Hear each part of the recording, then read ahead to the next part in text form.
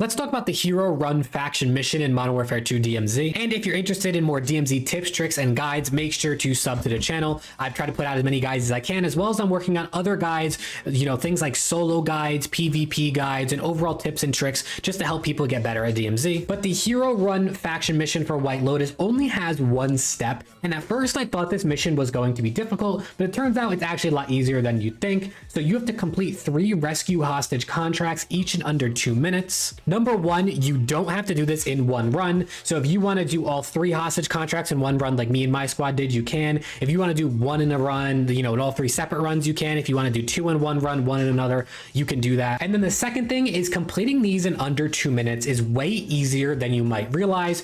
For those who don't know, these are what the rescue hostage contracts look like. They're the ones with the handcuffs, the contract ones on your map with the handcuffs on them. And basically you pick up the contract, it'll ping a building somewhere on the map, and basically you go in. It's kind of like a stronghold. There's AI in there, and there's a hostage that has a bomb strapped to them. All you have to do is kill the AI, defuse the bomb, and then carry the hostage out and bring them to the extraction point. An extraction point will spawn in for you, essentially. So an extraction heli will come down somewhere pretty near to the hostage building that you are at. I found this is usually within like 200 meters of where you do the hostage contract, so you don't have to take the hostage to one of the 3 pre-marked extraction points on your map. This will actually bring an extraction heli down for you, and you can extract with the hostage if you would like, or you can just drop it off and go back about your business. Obviously, as a solo player, this will be a little bit more difficult because as a trio, more bodies, more guns, it's easier to kill the AI in a quicker amount of time.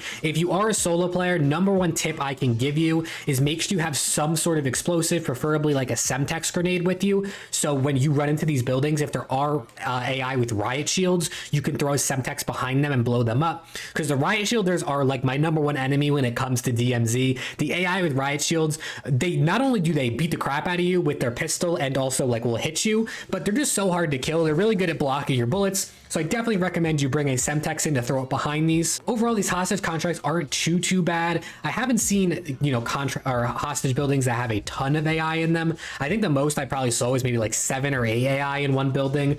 Sometimes they are armored, so obviously that'll make it even harder. But overall, they shouldn't be too difficult. Like I said, as long as you bring in something to take care of riot shielders, you could bring in drill charges too if you want to just stick the riot shielder with a drill charge. But I have seen up to like 2 or 3 riot shielders in one of these buildings, so definitely recommend an explosive. But overall, this mission is way easier than it seems. It's pretty intimidating when you read the step you have to complete, but overall, I promise you, doing this in under 2 minutes is way easier than it seems, and once you get started, you'll realize that. Hopefully this video helped you out in any way. If it did, make sure to drop a like, and I will see you all in the next video.